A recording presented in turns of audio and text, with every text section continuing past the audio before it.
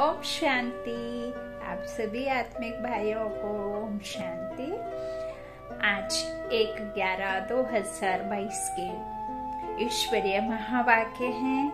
आज के साकार मुरली का सार, बुद्धिदाता, ज्ञानदाता, ज्ञान सागर, सुख करता, दुख हरता, विदेही बाप ने हम विदेही बच्चों से मुरली के महावाक्यों में कहा, मीठे बच्चे, अपनी बुद्धि किसी भी देहधारी में नहीं लटकानी है। एक विदेही बाप को याद करना है और दूसरों को भी बाप की ही याद दिलाना है। खुद विदेही बनो, विदेही बाप को याद करो।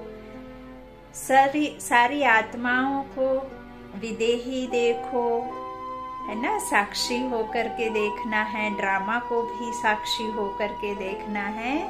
बाप का परिचय देना है और बाप की याद में रह औरों को भी बाप की याद दिलाना है। यह बाबा ने आज हमें होमवर्क दिया है। मुरली का प्रश्न है, अपना जीवन हीरे जैसा श्रेष्ठ बनाने के लिए मुख्य किन बातों का अटेंशन चाहिए। कौड़ी से हीरे तुल्य जीवन बनाने के लिए परमात्मा ने संगम युग पर खुद आकर के हमें पढ़ाने का भार संभाला है। तो बाबा कहते हैं, अब ऐसे जीवन को श्रेष्ठ हीरे जैसा बनाने के लिए कौन सी बातों पर बच्चों को अटेंशन चाहिए। उत्तर है, पहला, भोजन बहुत योग युक्त होकर बनाना और खाना है। खाते समय, बनाते समय परमात्मा की याद में रह करके पकाना और खाना खिलाना है। क्यों बाबा ने यह कहा है? क्योंकि इस समय यह सतो प्रधान तो दुनिया है नहीं, तमो प्रधान दुनिया है। आज खेत से हमारे तक अनाज पहुंचने में, बाजार से कोई भी सामान हमारे रसोई तक आने में ना जाने कितनी बैड एनर्जी से, कितने डर के, कितने उसमें बीमारी वाले वाइब्रेशन से, कितनी नकारात्मक एनर्जी से फुलफिल वो सामग्री रहती है ना, जिसे हम पकाकर खाते हैं या खिलाते हैं। तो उस भोजन को शक्तिशाली श्रेष्ठ संकल्पों से भरपूर करके खाना खिलाना करेंगे तो वो हमें बल देगा और सामने वाली आत्मा को भी बल से भरपूर करेगा। क्योंकि जो भोजन हम करते हैं वही भोजन हमें पूरे दिन एनर्जी देता है। तो उस भोजन को कैसी एनर्जी से करना चाहिए? डर की एनर्जी से करना चाहिए या उसे निडर एनर्जी से भरपूर करके करना चाहिए? कोई भी व्यर्थ संकल्पों से भरपूर होकर के करना ठीक है या उसे पवित्र करके खाना ठीक है ना। तो इस तरह से बाबा हमें कहते हैं, भोजन बहुत योग युक्त होकर बनाना और खाना खिलाना है। पहला बाबा ने यह दिया टेंशन। दूसरा, 1-2 को बाप की याद दिलाकर जिये दान देना है। समझा बाबा ने क्या कहा? बाप की याद दिलाओगे तो सामने वाली आत्मा उस बेहद के बाप से जुड़ेगी, असली पिता को याद करेगी तो उसकी सदगति होगी। जिये दान देना है ना। तीसरा पॉइंट अटेंशन वाला, कोई भी विकर्म नहीं करना है। चौथा, फालतू बात करने वालों के संग से अपनी संभाल करनी है। बहुत है मनुष्य आत्माएं जो टाइम वेस्ट करती हैं। तो टाइम को वेस्ट करने से बचाने के लिए टाइम को बेस्ट बनाना है। तो जब सबके साथ हो तो बाबा की बात हो और जब अकेले हो तो बाबा के साथ बात हो ना। बाबा की बात और बाबा की बात है। इस तरह से बाबा कहते हैं, किसी के भी फालतू संग से अपनी संभाल करना है, झरमुई झगमुई नहीं करना है। पांचवा बाबा ने पॉइंट अटेंशन के लिए दिया है, हीरे जैसा जीवन बनाने के लिए किसी भी देहधारी में अपनी बुद्धि की आसक्ति नहीं रखनी है, देहधारी में लटकना नहीं है।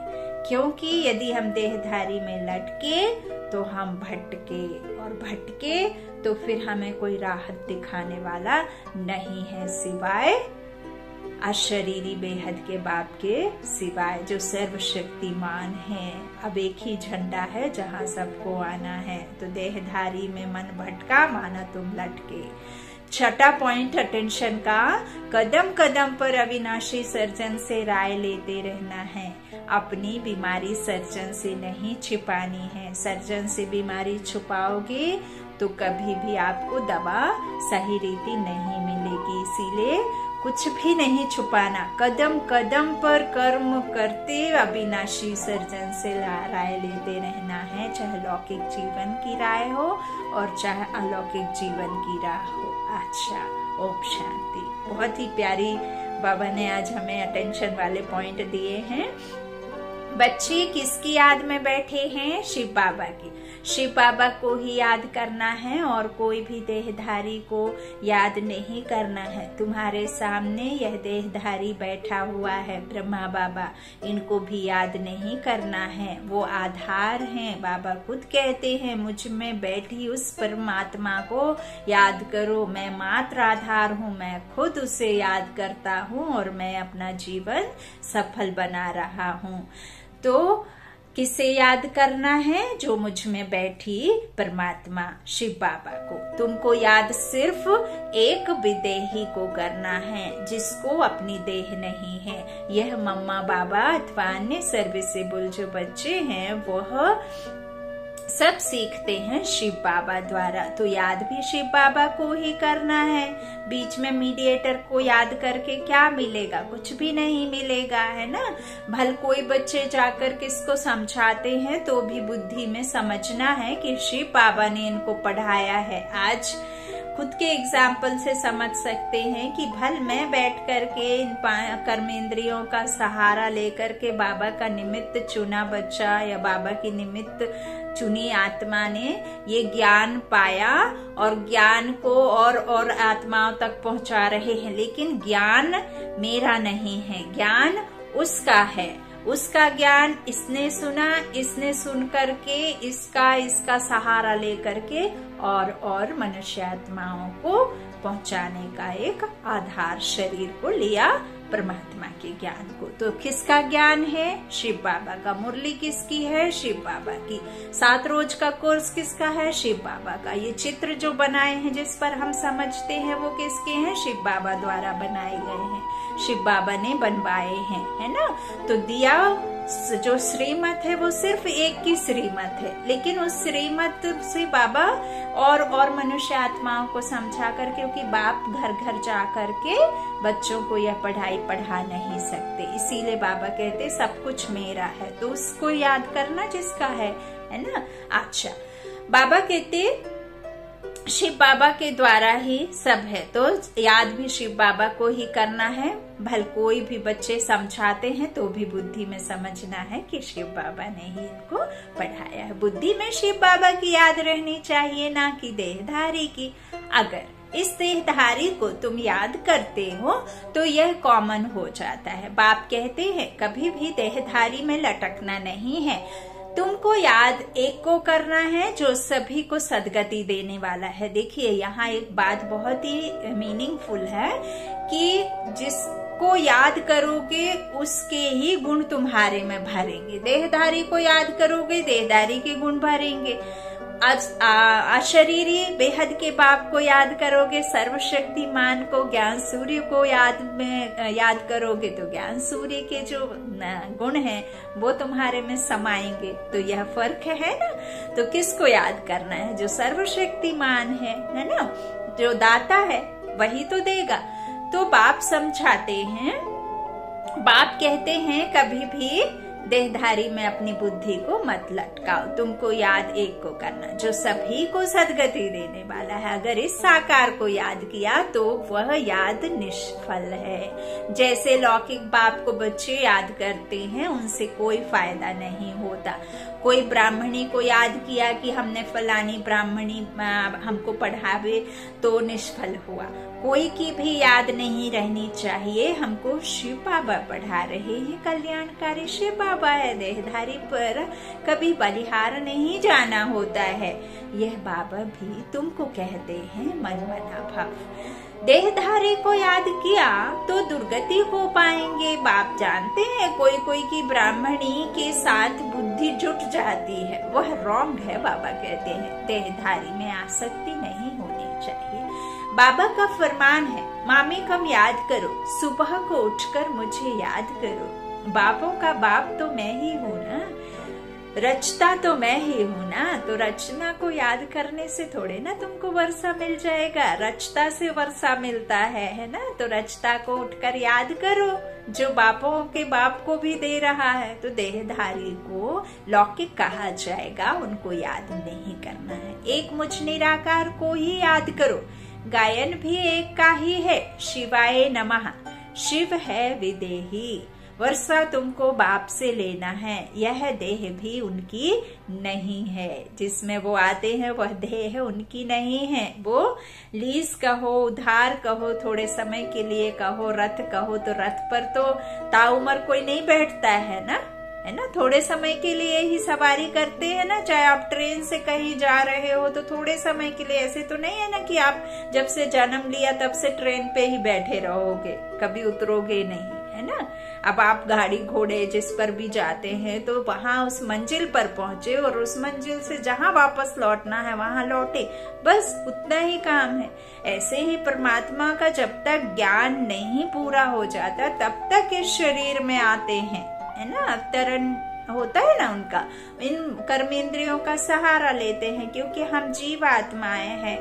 हम जीव आत्माओं को जरूर कर्मेंद्री चाहिए, और प्रेरणा से तो कोई बात बनेगी नहीं। प्रेरणा से तो हमें यह ज्ञान नहीं मिलेगा, है ना। कि डॉक्टर को देख करके सर्जरी तो नहीं सीख जाएंगे, इंजीनियर को देख करके तो इंजीनियर नहीं बन जाएंगे। ऐसे ही परमात्मा को यदि वो लाइट परमात्मा अपना दिखाएं भी, साक्षात कराएं, तो साक्षात्कार करके हम उस बिंदु को देख करके तो ये पूरे बेहद के ड्रामा को नहीं समझ लेंगे ना, जान पाएंगे ना।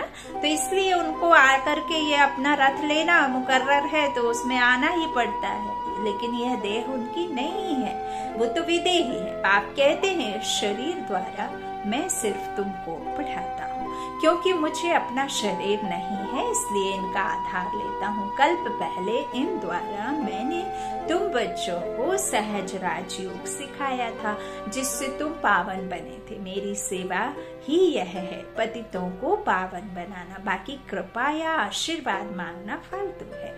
यह बातें भक्ति मार्ग में चलती है, यहाँ नहीं है।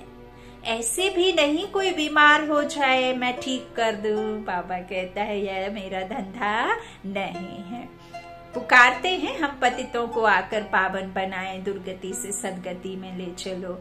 देखो इस पॉइंट को भी ध्यान देना है। जैसे अब कोई बीमार है, बाबा के योग में रहते हैं, बाबा की याद करते हैं, और कई कई मनुष्य आत्माएं सिर्फ और सिर्फ अपनी बीमारी को ठीक करने के लिए ही परमात्मा के ज्ञान में आते हैं। बहुत ऐसी आत्माएं हैं जिनको कोई एक ही टारगेट लेकर के परमात्मा के पास जाते हैं, है ना। तो देखिए मुझे नहीं, यहाँ कंफ्यूज होने की बात नहीं है। बाबा लिखते हैं, बाबा देखिए हमें पतित से पावन बनाने के लिए पतित पावन बाप आते हैं, क्योंकि हमारी आत्मा में जो 5 विकारों की जंक है वही कारण है हमें बीमारी का, दुख का, जो भी हमारे जीवन में उतार चढ़ाव आ रहे हैं, जो अशांति का, तो वो सब जो 5 विकार कारण ही है हमारे इस दुखी जीवन को दुख में परिवर्तन करने के लिए, है ना।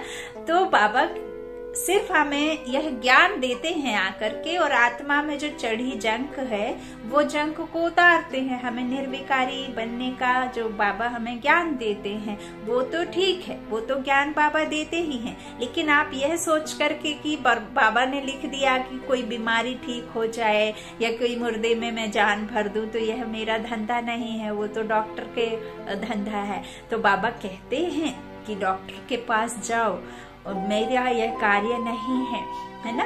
यहाँ जो जादूगर हैं, जो आता है मैजिकल जादू में म्यूजिशियन करते हैं, तो वो जान फूंकते हैं। थॉट रीडर भी मैं नहीं हूँ, लेकिन बाबा बहुत चतुर सुजान है। जब हम योग में रहते हैं, परमात्मा की याद में रहते हैं, तो बहुत बड़े बड़े रोग भी खत्म हो जाते हैं, क्योंकि आप में वो बल भर जाता है जो आपको वो छोटी मोटी बीमारी कोई भी तरह का आपको दुख नहीं देती है, क्योंकि आप में इतना आत्मबल भर जाता है कि आपको हर बात, हर बीमारी ओछी लगती है, छोटी लगती है। तो बाबा कोई पढ़ाई यह सोच करके नहीं छोड़िए कि बाबा ने लिख दिया कि हम कोई बीमारी को ठीक करने नहीं आए हैं। बाबा आप में बल भरता है कष्ट को सहने का, और बाबा ने कहा भी है विकर्मों को योग से कम करो, अपने पापों को योग बल से कम करो या फिर सजाएं खाओ। तो योग बल से कम करो, उसमें कोई बुराई नहीं है ना। और इस तरह से बाबा सब कार्य में, सूरज भाई जी के वीडियो आप भाई बहन जरूर देखते होंगे, सभी बच्चे देखते होंगे। सूरज भाई जी सिर्फ गृहस्थ में रहने वाली माताओं बहनों के लिए, स्टूडेंट के लिए, और जो भी ग्रस्त में रह करके बहुत सारे उलझनों में होते हैं, बीमारियों वाले 3rd 4th स्टेज में जो कहना चाहिए ब्लड का होता है ना, जो क्या कहते, देखिए मुंह में आ नहीं रहा है वो शब्द, हाँ, कैंसर का रोग। एक बहुत ही रियल स्टोरी भाई जी सुनाते हैं कि कैसे कैसे माताओं के बड़े बड़े रोग खत्म हुए हैं योग से, है ना।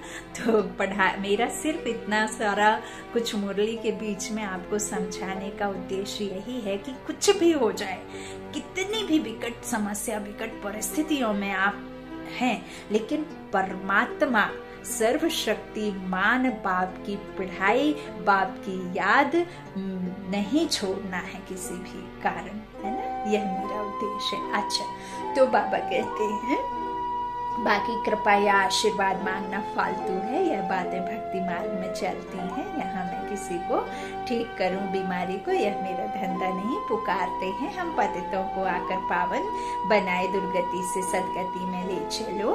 गाते हैं परंतु अर्थ नहीं जानते, भगत तो सारी दुनिया में है।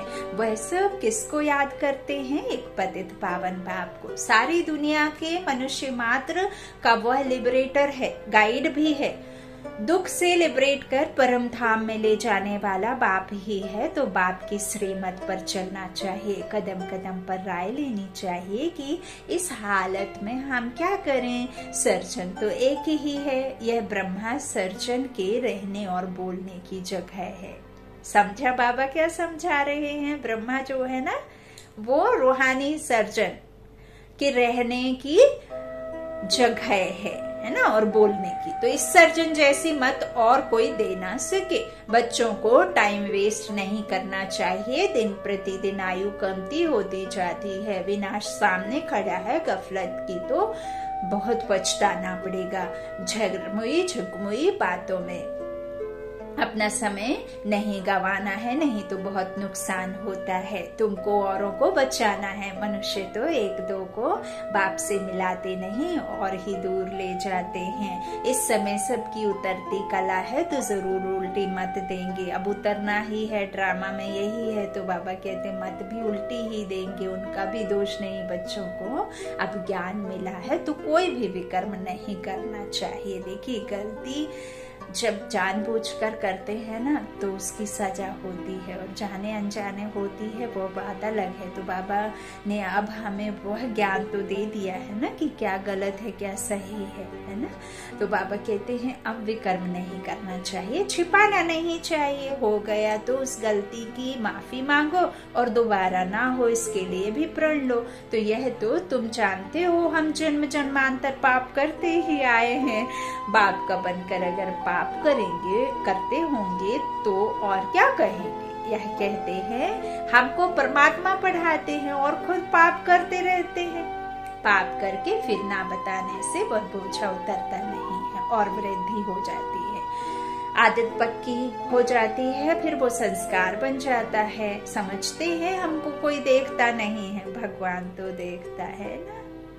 नहीं तो सजा कैसे मिलती है गर्भ में। दिल अंदर खाता है कि हमसे यह पाप हुआ। समझो, कोई विकार में जाकर फिर यहाँ आकर बैठते हैं, बाप को तो मालूम पड़ता है, बहुत ही तुच्छ बुद्धि है जो समझते नहीं, पाप करते रहते हैं, सुनाते नहीं। कई बातें साकार बाप भी जान लेते हैं साकार बाप की नहीं जानते हैं कि मेरा बच्चा कुछ ना कुछ तो ऐसे गलत कर्म में है जिसकी वजह से ये इसका मुंह उतरा है। फेस एक्सप्रेशन भी बताते हैं कि नहीं कि आप खुश हैं या दुखी हैं या उलझन में हैं, समस्या में हैं। माता पिता समझ लेते हैं ना। और कहा भी है कि माँ बिन बोले बच्चे की हर बात को समझ लेती है ना। इतना उसका जुड़ा रहता है ना माँ के साथ में रिश्ता, माँ बाप के साथ में संबंध ऐसा ही होता है कि बिन बोले बच्चे के तकलीफ को समझ लेती है। तो यहाँ भी तो बाप क्यों नहीं समझेगा, साकार बाप भी समझ लेता है बाप कह रहे हैं, है ना। इसी तरह बाप कहते हैं यदि नहीं बताओगे तो फिर तुम्हारा वृद्धि को हो जाएगा, परंतु बच्चे सुनाते नहीं हैं। बाप कहते हैं पाप करते रहेंगे तो और बढ़ोतरी होती रहेगी, फिर 100 गुना दंड भोगना पड़े। चोर चोरी करता रहता है, उनको चोरी बिगर कुछ सूझता ही नहीं है ना। उनको जेल बोर्ड कहा जाता है। बाप बच्चों को समझाते हैं कि सिवाय बाप की याद दिलाने के और कोई झगमुई की फालतू बात करे तो समझो यह दुश्मन है। फालतू बातें ना करनी है ना सुननी है। एक दो को सावधानी देते रहो कि शिव बाबा को याद करो। कोई को फिर गुस्सा भी लगता है कि फलाना मुझे क्यों कहता है, परंतु तुम्हारा फर्ज है याद दिलाना। याद से भी कर्म विनाश होंगे।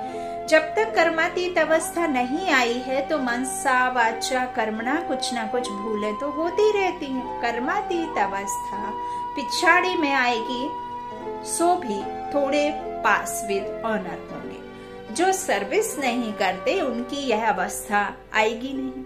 सर्विस पर जो रहते हैं वह एक दो को याद कराते रहते।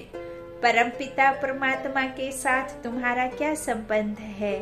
बाबा अपना मिसाल बताते हैं कि मैं भी भोजन पर बैठता हूँ, स्नान करता हूँ, तो मुझे भी याद दिलाओ कि शिव बाबा को याद करो। भल खुद याद ना भी करें, परंतु बाबा का डायरेक्शन अमल में लाना चाहिए। अगर अपना कल्याण करना चाहते हो तो याद दिलाओ एक दो को। ब्रह्मा भोजन की बहुत महिमा है ना। ब्राह्मणों बाबा कहते हैं ना, देवी देवता भी इस भोजन के लिए तरसते हैं, क्योंकि उस समय तो ब्रह्मा भोजन होता नहीं है। भोजन बनाने वाले ब्राह्मणों का योग ठीक चाहिए, तब तो भोजन में ताकत आएगी। आज बाबा ने भोजन बनाने और खाने पे विशेष ध्यान दिया है कि तमो प्रधान भोजन को कैसे सतो प्रधान श्रेष्ठ शक्तियों से भरपूर परमात्मा की याद में करना है और फिर उसे खाना खिलाना है। तभी ताकत आएगी, तभी आत्मा को बल मिलेगा, तभी आत्मा में पवित्रता आएगी। याद से ही तुमको जीवदान मिलता है। अपना हीरे जैसा जीवन बनाना है, सहज ते सहज बात है। मुझे याद करो, पवित्र बनो। पतित बने तो 100 गुना दंड पड़ जाएगा। मुझ बाप को याद करते रहेंगे तो विकर्म भी विनाश होंगे और हम वर्षा भी देंगे। थोड़ा याद करेंगे तो वर्षा भी थोड़ा मिलेगा। गीता में भी आदि और अंत में आता है, मन मना भव कोई भी देहधारी की याद नहीं आनी चाहिए। शिव बाबा को याद करेंगे तो तुम्हारा कल्याण होगा, पाप दग्ध होंगे। गंगा में स्नान करने से कोई पाप विनाश नहीं होते हैं। भल कहते हैं भावना है, परंतु भावना ही रॉन्ग है। गंगा पतित पावनी नहीं है, पतित पावन एक बाप है। कोई भी स्थूल चीज को तुम्हें याद नहीं करना है, एक शिव बाबा को ही याद करना है। आत्मा कहती है, हे गॉड फादर, हे परम पिता परमात्मा। बाप कहते हैं, मैं आया हूँ, तुमको बिल्कुल सहज उपाय बताता हूँ कि मुझे याद करो।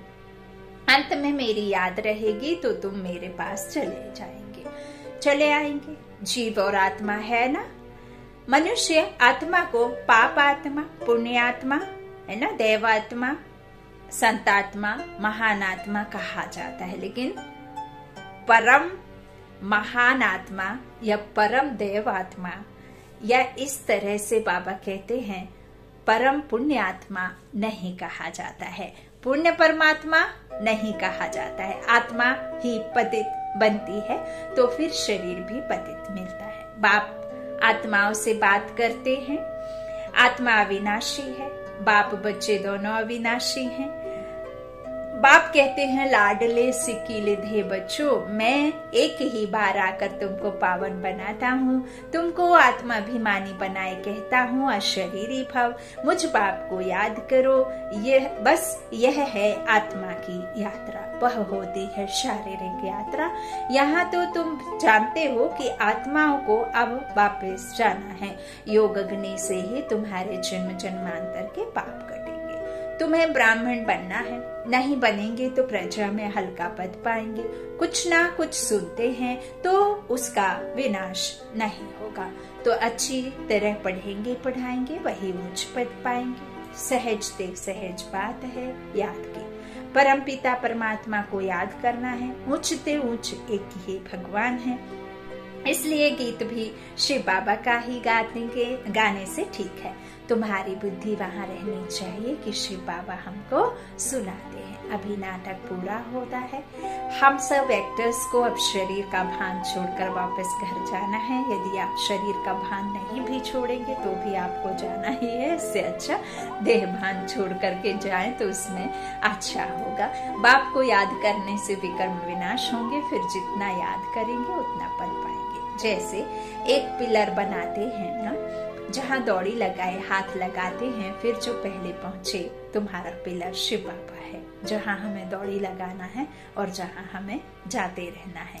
याद की यात्रा की दौड़ी, यह है ही याद की यात्रा की दौड़ी। जितना याद करेंगे उतना जल्दी पिलर तक पहुंचेंगे, फिर आना है स्वर्ग में। इस यात्रा में थकना नहीं है, अथक रहना है। अब तो दुख धाम खत्म हुआ, हमको तो सुख धाम शांति धाम में जाना है। आज दुख धाम है, कल सुख धाम होगा। अब यही बाप की याद सबको दिलाओ। बाप ने हथेली पर बहिश्त लाया है, कहते हैं मामे कम याद करो तो बेड़ा पार हो जाएगा। टाइम वेस्ट मत करो। भक्ति में भी बहुत झगमई झरमई बातों की बहुत है। भक्ति में कितनी रड़ियां मारते हैं कि भगवान हमारी सदगति करने आओ। अब बाप आए हैं, समझाते हैं, बच्चे पवित्र बनो, भल युगल इकट्ठे रहो। देखो आग तो लगनी नहीं लगती है, आग लगी तो पद भ्रष्ट हो जाएगा। एक बार आग लगी तो फिर लगती ही रहेगी, इसलिए अपने को संभालना भी है। योग में रहने की बड़ी प्रैक्टिस चाहिए। योग में भल कितना भी आवाज हो, अर्थक्वेक हो, बॉम्ब्स गिरे, देखें क्या होता है। इन बातों से डरना नहीं है। यह तो जानते ही हैं कि रक्त की नदियां भारत में ही बहनी हैं। पार्टीशन में रक्त की नदियां बही ना, अनुज तो बहुत आफतें आनी हैं। तुमको देखना है मिरुआ मौत मल्लू का शिकार। तुम फरिश्ते बन रहे हो, जो अच्छे सर्विसेबल होंगे वही उस समय ठहर सकेंगे। इसमें बहुत मजबूती चाहिए ना। बाबा ने इसका बताया है कि मिरुआ मौत मल्लू का शिकार। जब कोई आपके पास ऐसा कोई आएगा, जब होलसेल में मौतें होती रहेंगी, है ना, और खून की नदियां बही और बहेंगी, बाबा कहते हैं, क्योंकि ये असली महाभारत की लड़ाई है ना। तो अनुज बहुत आफतें आनी है, बाबा कहते, लेकिन तुम्हारा जो बाबा ने बताया है कि तुम ये शरीर नहीं हो, कुछ भी हो जाए आत्मा हो, वही समझना है तुमको। तो इतना मजबूत बाबा कहते हैं ना, जब कोई आपके पास में लेकर के आएगा कि इसे भी मारना है, लेकिन जब आपकी दृष्टि उस आत्मा पर पड़ेगी तो वो अपने सारे अस्त्र शस्त्र लेस कर लेगा खुद को, क्योंकि तुम कौन हो? पावरफुल, सर्वशक्तिमान के मजबूत शक्तिशाली बच्चे हो, है ना। तो आकर के भी वो आफत आपके लिए नहीं है। तो इस तरह से बाबा कहते हैं मेरुआ मौत मल्लू का शिकार तुम फरिश्ते बन रहे हो, जो अच्छे सर्विसेबल होंगे वही उस समय ठहर सकेंगे। तो इसमें इतने सारे मौत के मौत परिवार के परिवार जाएंगे, आप में इतना बल रहेगा कि उनको देख पाओ? इतना बल इकट्ठा करना है, जरा सोचो।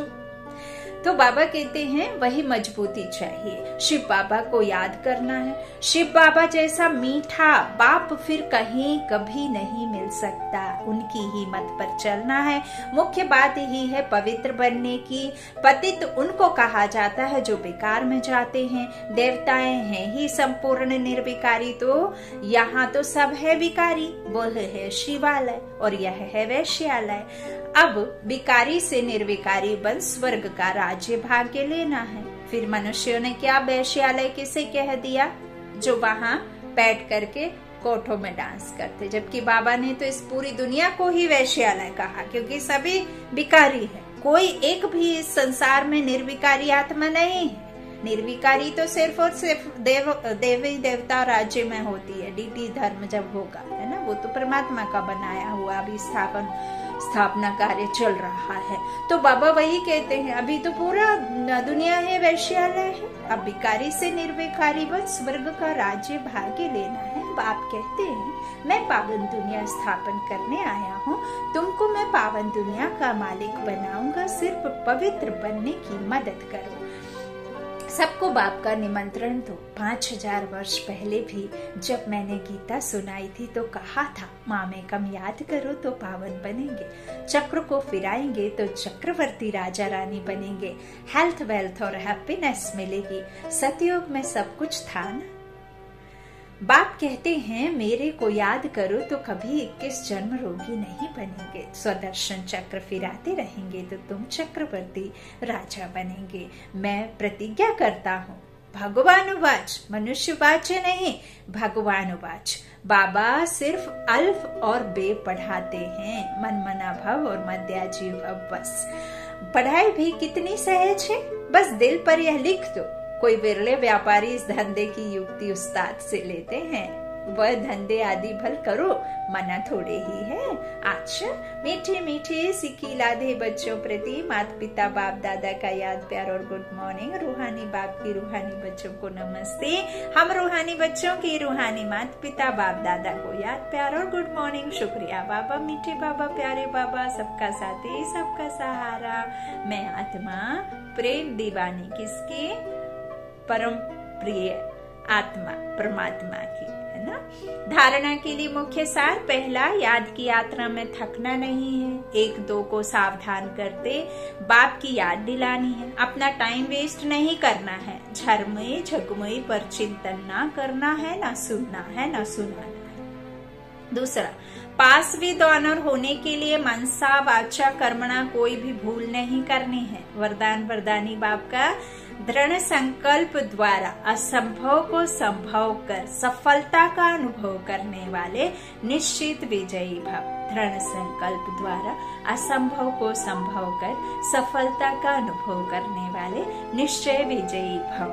संगम युग को विशेष वरदान है असंभव को संभव करना। इसलिए कभी यह नहीं सोचो कि यह कैसे होगा, कैसे के बजाय सोचो कि ऐसे होगा। निश्चय रख कर चलो कि यह हुआ ही पड़ा है, सिर्फ प्रैक्टिकल में लाना है, रिपीट करना है। दृढ़ संकल्प को यूज करो। संकल्प में भी क्यों? क्योंकि हलचल ना हो तो विजय निश्चित है ही। दृढ़ संकल्प यूज करना अर्थात सहज सफलता प्राप्त कर लेना। स्लोगन, सदा करण करावन हार बाप की स्मृति रहे तो भान और अभिमान समाप्त हो जाएगा। सदा करण करावन हार बाप की स्मृति रहे तो भान और अभिमान समाप्त हो जाएगा। अच्छा, ओम शांति। शुक्रिया बाप दादा, शुक्रिया आप सभी भाई बहनों के स्नेह का, प्यार का। Om Shanti, good night.